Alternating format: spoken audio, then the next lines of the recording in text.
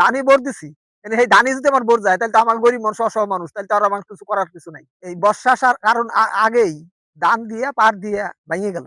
মানে এই মুহূর্তে যদি কেউ কাম কাজ না করে তাহলে তো আমাদের খুবই কষ্ট। মানে যদি আমার ৩ বার আমার এই বয়সে ৩ বার ভেঙে ফেললাম। আর তো ভাঙার জায়গা নাই।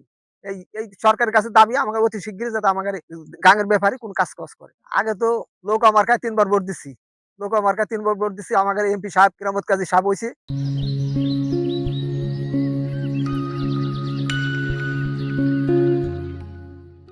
খালি গাঙের বলতে আইসি আর খালি গান কোয়া গেছে, কোনো কিছু করে নাই। এনে ধানে ভোট দিছি, এনে খয়েম ভাই ভোট দিছি।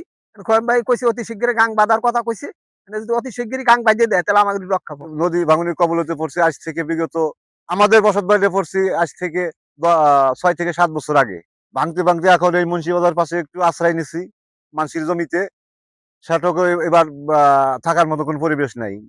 এই গত বছর অন্তপক্ষে আপনার ২ সালের বেশি ভেঙে গেছি, এবারও ভাঙার সম্ভাবনা সামনে বর্ষা মাস আসে। আমার জমি ছিল দেবগ্রাম মৌজার মধ্যে ৪০ থেকে ৫০ বিঘা জমি। ভাঙতে ভাঙতে নদীর পাড়ালে পার ১ থেকে ১.৫ বিঘা জমি আছে। এই জমিটুকুর পাশে আমার বসত বাড়ি। মনে হয় এবার বছর যদি নদীতে ভাঙে আমার বসত ভাঙতে ভাঙে ভাঙার সম্ভাবনা হয়ে যাবে।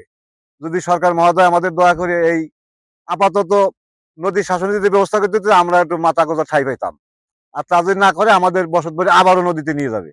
এই জন্য আমি সরকারের কাছে আকুল আবেদন করি, সরকার মহোদয় যেন আমাদের একটু বাঁচিয়ে থাকার পরিবেশটা করে দেবে, আমাদের বসত বাড়ি যাতে পদ্মা নদীতে আর বিলীন না হয়, যাতে এই ধরনের নদী শাসন করে দেয়, এই সরকারের কাছে আমার অকুল আবেদন। পর্দার কথা বললেন, সেখানে আমাকে যখনই জানতে পেরেছি তৎক্ষণাৎ আমি পানি উন্নয়ন বোর্ডের সাথে কথা বলেছি এবং তাদের টিম সরেজমিনে এসে ভিজিট করেছে। এখন প্রাথমিকভাবে যেই তাদের মেজারমেন্ট নেওয়ার কথা সেটা এখন নেবে, কিন্তু আসলে নদী ভাঙন আপনি জানেন প্রকৃতির ওপর, তাছাড়া দীর্ঘমেয়াদী এখানে পরিকল্পনার একটা বিষয় রয়েছে।